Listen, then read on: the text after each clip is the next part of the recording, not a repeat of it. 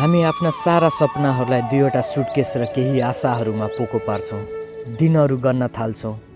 एकतर्फी टिकट काट्छौँ र परिवारलाई भन्छौँ, अब म केही ठुलो गर्न जाँदैछु।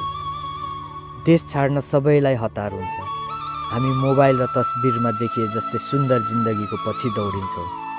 राम्रो कमाई, सफा सडक र एउटा नयाँ सुरुवात। तर उडानको त्यो उत्साह सकिएपछि छाउने सन्नाटा कति गाह्रो हुन्छ भनेर कसैले भन्दैन। विदेशले तपाईँको ठेगाना मात्र बदल्दैन, तपाईँको आड भरोसा पनि खोसिदिन्छ। एकाएक साना साना काम गर्न पनि दोब्बर मेहनत चाहिन्छ।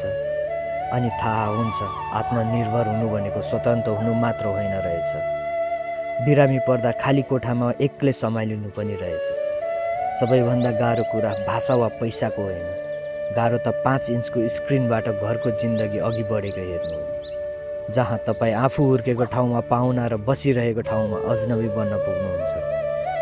देश छोड्न हिम्मत चाहिन्छ, तर यो चिसो यथार्थमा जुधेर आफ्नै पहिचान बनाउन धैर्य चाहिन्छ। सपना ओर्लिँदैमा पुरा हुँदैन। जब तपाईँ परिस्थिति अनुसार ढल्न सिक्नुहुन्छ, तब मात्र वास्तविक यात्रा सुरु हुन्छ।